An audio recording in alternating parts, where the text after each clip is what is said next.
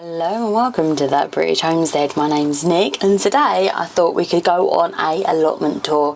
It is now June 3rd and we're going to have a look around the allotment and see what's changed. A lot has changed this month, so spoiler alert. Biggest change this month is in here in the greenhouse. I'll show you. As you can see, all the peas have gone, being replaced by these lettuces and melons and a couple of peppers. Jasmine's plot's still looking really fantastic, as you can see. It's got a load of flowers in it, a load of weeds as well, but we are getting the first of the strawberries in, which is exciting. As you can see, the strawberries are starting to blush, which is exciting. Oh look, there's another one over there, which is very good. I can't wait to eat them. So Jasmine's little plot, we've got pumpkin here, we've got lilies here. The rabbits like them a bit too much, so we have gone ahead and put them with a little cage around them. Got some dahlias behind me, not sure what colour they are, grown from seed. We've got some bunny-eared rabbits just at your feet as well. Down the side here is our asparagus. Now it's June, we're going to stop harvesting that completely and let it all go up and produce ferns because it's the end of the season and they need to make enough energy to put down into roots again. Asparagus actually lasts for 25 years if you treat it well, so let's hopefully it does. So in the garlic and onion beds we have here, we've got some carrots that are going to seed. We're going to let them go to seed and collect the seed of them. This here I think is a dahlia, so we're looking forward to seeing what that looks like.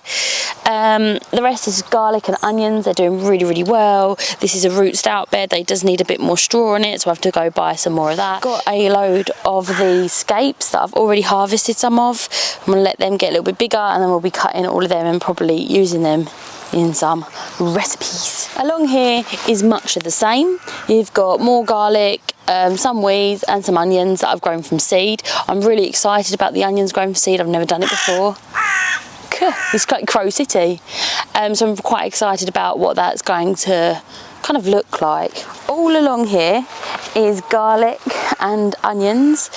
These look really healthy compared to these. I think it's because it's in the wood manure bed, the horse manure bed. However, I have to say that this has had more slug damage than any other bed, so potatoes, but they're looking really fantastic. Lots of these have gone to seed and I've been breaking off the onion scapes, which look like this, because I've grown these from sets, so that's why I'm trying to move away from sets into seeds.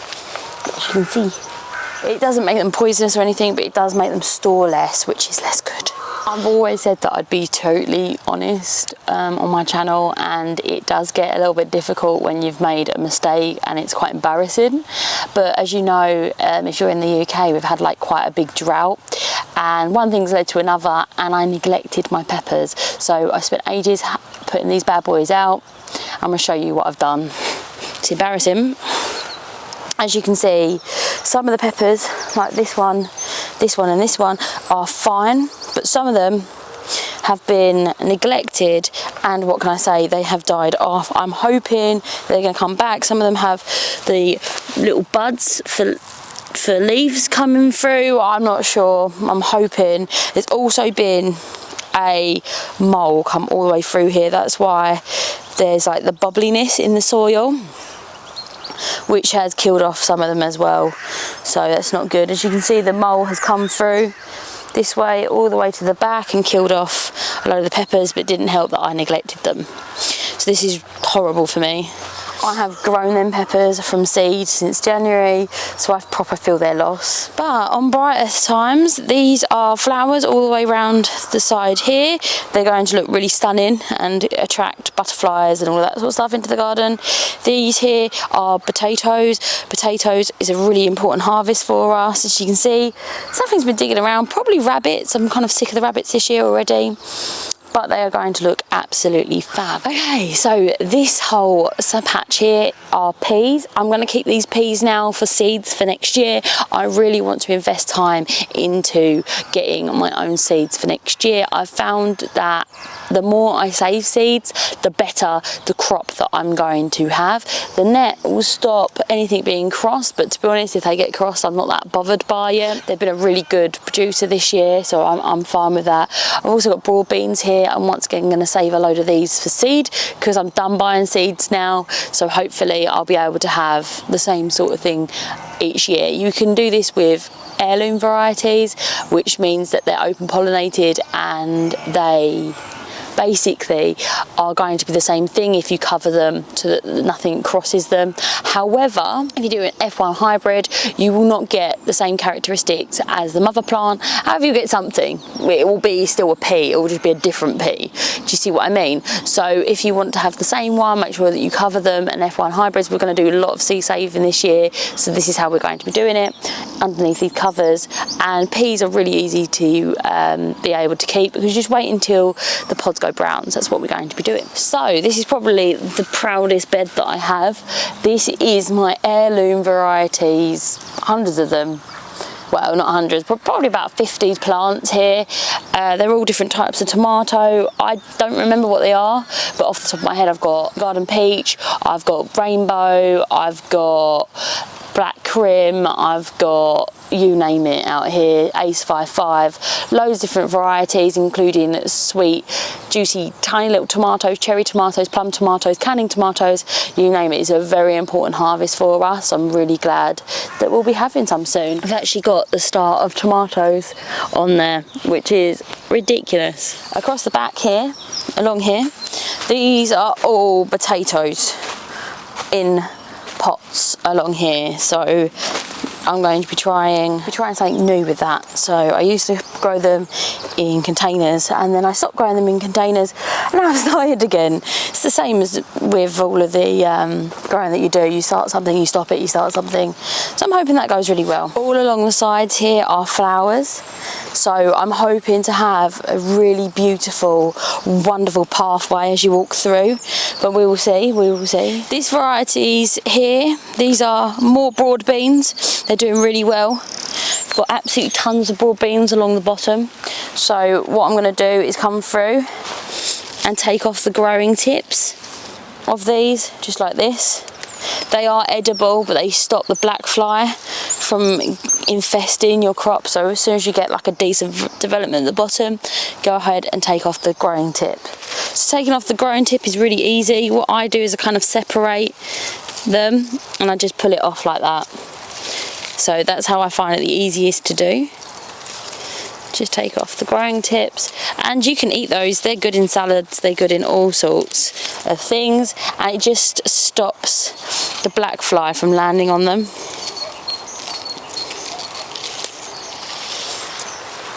So all the way through, just taking off the growing tip. You're not removing any flowers, they're not going to grow anymore now, so there's no point of keeping it. Do you see what I mean? And then it will stop the damage from the bugs. So you can see that they're already started sort of getting into there. So I'm going to go through and do that. Finish that job today. It's a very simple one. And then we can start harvesting broad beans very, very soon. This bed here I'm going to uncover today. It's very exciting. That is our baby leek bed.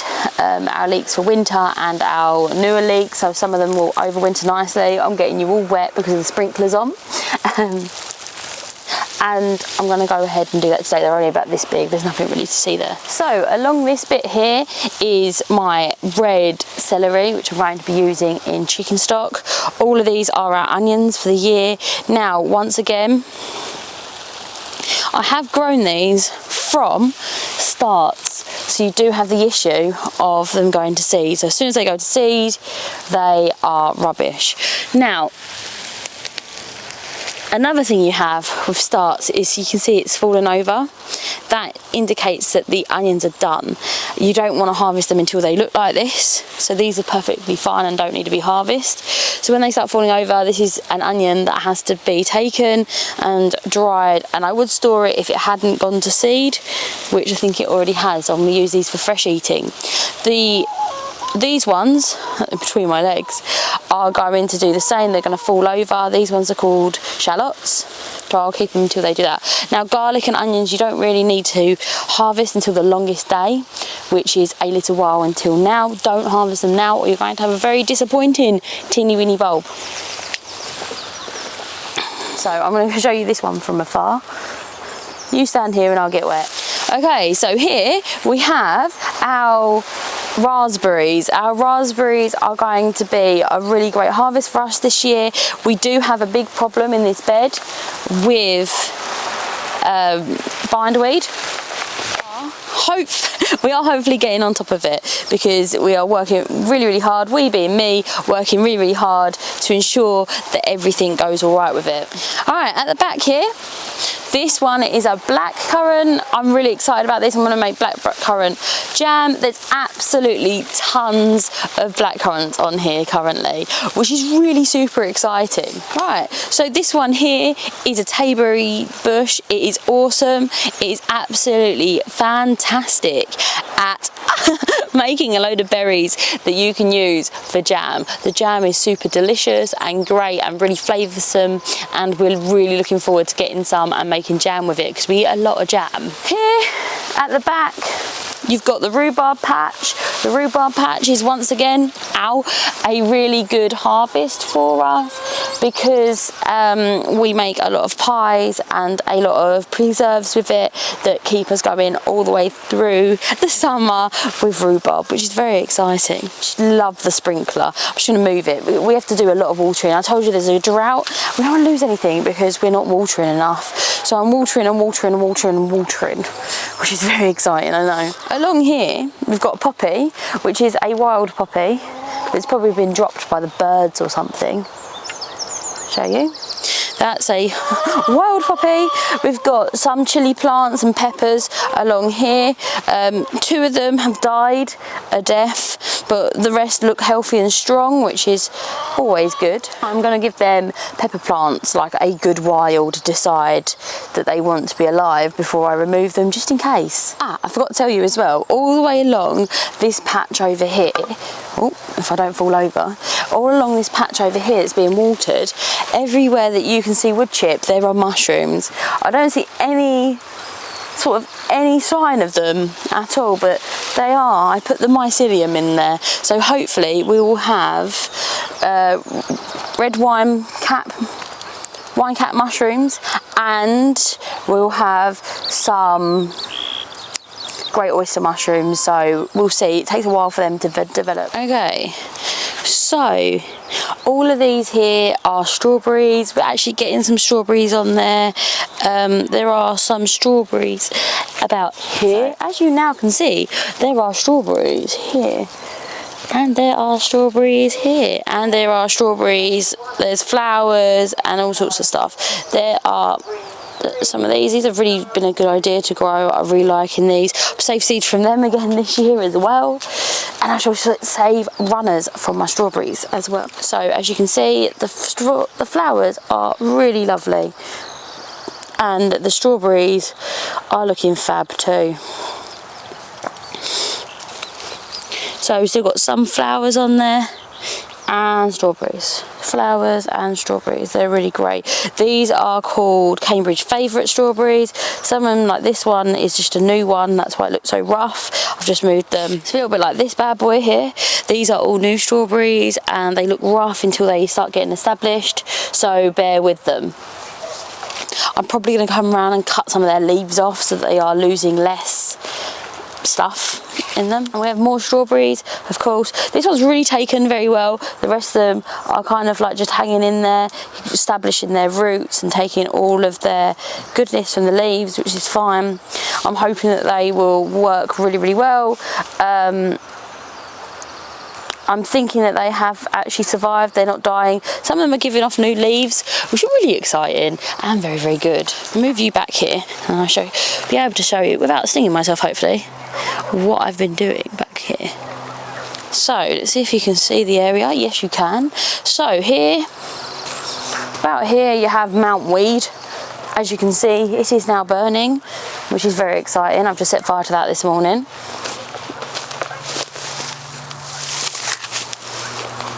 Just kind of keep it well stocked with wood so it burns. It is very smoky because it's wet stuff it's burning, but hopefully it will kill the stinging nettles, and then I'll be able to have a load of potash that I can spread around the allotment. But yeah, I hate stinging nettles.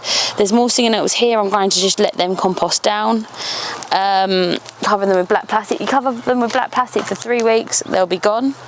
I just love the looking at fire. All the way here, I've crushed down all the stinging nettles, and this bit of plastic here, took me a little while, I've just knocked them down. 3 weeks under black plastic, they will die. I'm looking forward to it. Every so often I want to walk along, make sure they're squished down. So this is another, what, 2-3 beds, which is desperately needed because I've run out of space. But this all needs to burn down so that we can get rid of it, because the stuff is horrible. I just get too much of it I've made tea with it, you know, it is edible, but I don't fancy that for some odd reason. And what I do is, because of the stinging nettles, cover my hands, and then I just dump it on top, very unceremoniously, like that. So the more I do it, the quicker that it'll go through, and then I can just spread it. It's very nice to look at though. It is producing a lot of smoke, which is just what you want really, isn't it? Right, so this here is, I know what you're thinking, the best watered bed in the entire plot. I agree with you. My friend's 4-year-old came and watered this for me, and that's why there's so many little holes, because there's nothing better than to water something when you can see it's been watered by digging very big holes with the water. As you can see, very, very well watered. I'm sure you agree. In fact, this plant is so well watered, you can see its roots now, which is actually ideal. She's an expert, so I can't go ahead and tell her what to do. So it's really well watered, it's really good. And what I've done is, in some places where the crop has failed, I've actually gone ahead and sown a load of carrot seeds that I have produced, which is very exciting. And then we can put weeds like this on Mount Weed. Oh, we've got so much weeding to do today.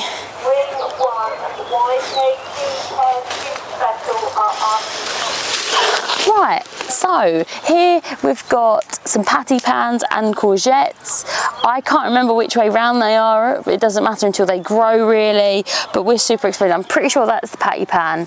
There's a courgette behind me that's doing less well. Our courgettes last year did really, really badly. There are loads of flowers on there, loads of female flowers on there. Hopefully one will produce females when one produces males. I will be saving seeds from some of these because I'm pretty low on them, and I'll make sure that I have enough seeds so that next year I'll be able to keep the seeds, which will be very exciting. Just here, these bad boys are Jerusalem artichokes. Jerusalem artichokes are crazy at growing. My grandma, this is no joke, my grandma used to grow these, and that's why I grow them. She used to grow them between a 6-foot fence and a shed, right, and there was a small area and there was just rocks, nothing, I don't believe there was even any soil, it might have been a bit of sand, and she grew Jerusalem artichokes there every year. She never, she dug them out, pulled them up and left whatever may leave there. They are what I assume are perennials. They are, pretty sure you could grow them on the moon.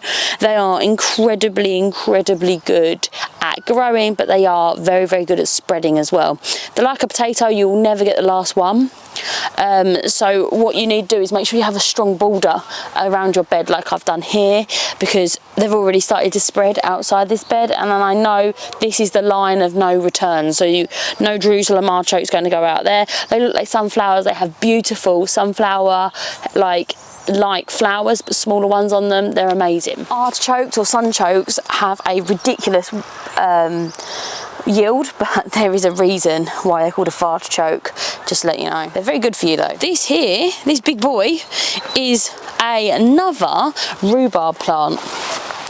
And I know what you're thinking, that's not enough rhubarb. I do have 3 rhubarb plants at home as well. Bindweed is just terrible here. There you go. So this is doing really, really well, and is probably due for another harvest. Just added those to Mount Weed. So these absolutely stunning flowers here are peonies. These peonies are just so beautiful.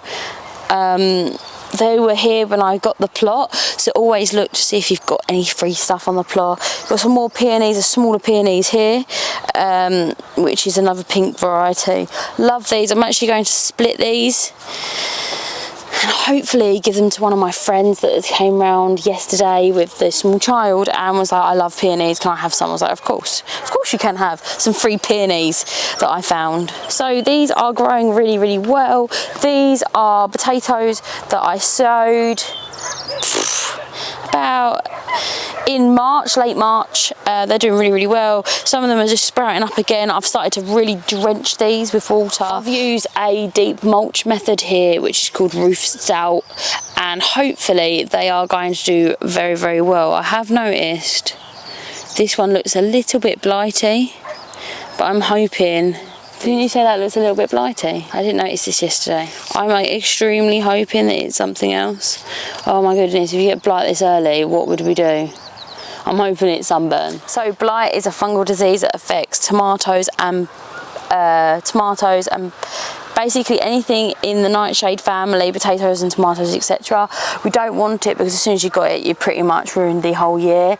I will be gutted if that does turn out to be blight. I can't explain how upset I'd be.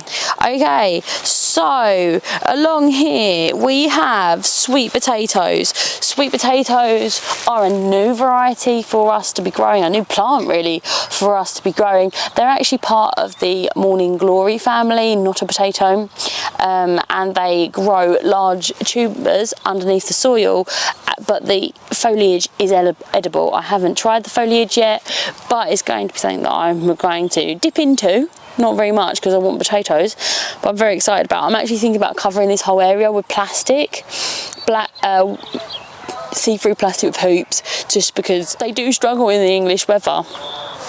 And now I've got hiccups, so I'm really excited about that. So if you can see, this is a no-dig bed and it has tiny little beans on it. It also has some of this as well, just to go. And these beans are going to be they're multi sown, and they are tiny little beans, little French beans, all different colours from green to red to purple, which is very exciting, as we all know. And I'm really hoping that this works out really well. I don't think we have rabbits this far into the allotment. I think they're quite scared of coming up this way because there's nowhere to get out. There's also really loud chickens, which is always good, obviously. This is the vein of my existence, really. Where are we? Here is a peach tree. This peach tree has got leaf curl on it. Loads of you have helped me with that, and I really do thank you for helping me out so much about what to do with this. I'm going to come through and I'm going to trim all of the leaf curl that's been affected, and I'm going to burn it today, and I'm going to cover it between March and October, and hopefully it will not have any issues with leaf curl if I keep doing that every year. I have noticed it on my badalier as well, so there's only so much you can do. Apparently it does hold fruit still, but I think I've lost all my fruit this year. But if it means that I will have a future fruit, then that's good for me as well. I'm just going to go ahead and remove as much of this fungal infection as I possibly can. I also need to come through and get rid of some of these stinging nettles again. Okay, so this tree is doing super well. I don't really come over here too much because it's not very much for me to do, apart from pull off the bloody bindweed again. So that's like a constant issue. This is a lovely young plum tree. It's growing so well. It's probably the fastest growing plum tree that I have. Fastest growing tree that I have, I should say. And I'm very much happy with its growth. I just have to come and clear the bindweed every so often, and it's just looking fab. I reckon that this is going to be an incredibly strong little tree in the next couple of years. This is a golden apple tree. It is much smaller, as you can see, but it is growing fairly decently. It does have some caterpillar damage. I'm going to go through and pick them off and sort out the tree when we can. But I think they're looking really great. I think I've lost this tree is what it looked like originally, but as you can see, it's been swallowed by stinging nettles. So I'm going to go through and move the stinging nettles again, and it has started to regrow. I'm going to go ahead and cover it because apparently the rabbits just love this tree. It's all part of a learning curve, isn't it? So this bed here is a potato bed. It is once again roofed out. The issue with this bed, as the others, is this bindweed. It's super easy to pull out though, as you can see. 2 years pulling this out, it should be gone. And I'm going to go ahead and remove the docks. Docks are probably the vein of my existence right now because you do have to cut them out, which is a bit annoying, but what can you do? So this bed here is wonderful. It's a cabbage bed, as you can see. I've need to go ahead and go through and weed this bed, but it does look really good. We're getting some nice heads forming, so I will just take off this netting. This netting is just scaffolding netting. It stops the butterflies from laying their eggs, so I'll go ahead and weed it and then put the netting back on. This bed here is our pickle bed. It's one of our favourite beds that we could be growing. Why? We love pickles and we really enjoy growing them and eating them, mostly eating them. So I'm going to make sure that we have tons of pickles this year because we absolutely love cracking open some pickles over Christmas and eating our body weight in them, which obviously is very important. We've grown 2, 4, 6, 8, 10, 12 pickle plants, which is a lot. I think it's like 3 per family per year. Because there's only 3 of us, so there is a lot. Hope we'll get loads of pickles. Of course, keeping them under netting is to avoid having a load of pests, and we're going to be saving seeds from these bad boys. Right, so along here we've got different fresh eating cucumbers, and we've got things like yellow lemon cucumbers or lemon cukes, which is a variety that I got. We also had telegraph, etc. I'm going to be saving seeds from these bad boys again, and hopefully it will produce really good strong plants. For these 2 are very good contenders, whichever varieties these are. I think this is a British cucumber. These are going to be the ones that I save seeds from because they are growing the best this year. So along here is a bed that I also have to clear with weeds. As you can see, it's got tons of brassicas in it. It's also got some lettuce along the sides. It's looking really great. These are kohlrabs, which are a variety of brassica that produces a stem that you eat. They're looking really great. I'm really happy with them. I've got tons of seeds for them, so probably not going to save seeds this year, but probably next year. Right, these ones are all varieties of sprouting broccoli. As you can see, they are very far apart at the moment because they grow huge. Do not let them fool you. They are massive plants, so you do need to space them out quite a lot. So I have spread them out, and this time of year I get lots of people saying, oh my goodness, you've spaced them out so much, you know, you're gonna not fill the space, but you do. So for example, these ones, I've put these all 5 foot apart. These are all my winter squash and my pumpkins. Now this one is a pumpkin. It's growing super well. Pumpkins do grow faster than anything else. You do need to space them out quite a lot. This whole area is going to be basically unwalkable. You remember last year? If you remember last year, you'll remember that this place was like, I could barely walk through here. So I have spaced them out a little bit more so that I have a little bit more room so that I could possibly walk through and maybe bring a wheelbarrow. But mostly this is going to be absolutely Ramo, which is very exciting. So this here is a rose bush that is doing really well now that it's covered. All the way along here is herbs. This is a beautiful grapevine which is doing really well. Red sorrel. I've got a humane rabbit trap there because of the rabbits. We relocate them. You've got thyme and more herbs along the back, as you can see, which is rather exciting. This is a absolutely stunning sage. I love sage. I think the flowers are beautiful. Thyme's all gone into flower. This is my rosemary. It's absolutely huge. I grew that from twig. I've grown that from twig and that from twig and that from seed, so it is a very good accomplishment, I personally feel. I've got what's left of my flowers along the side as well, and I have sweet peas growing as well, but they're being very much eaten by the rabbits. So thank you so much for watching, and if you like content like this, please go ahead and subscribe, because we can do a lot of things, but we need you to grow, and we are very close to 1,000 subscribers, which is very exciting. See you next time. Bye bye. But we're hopefully having,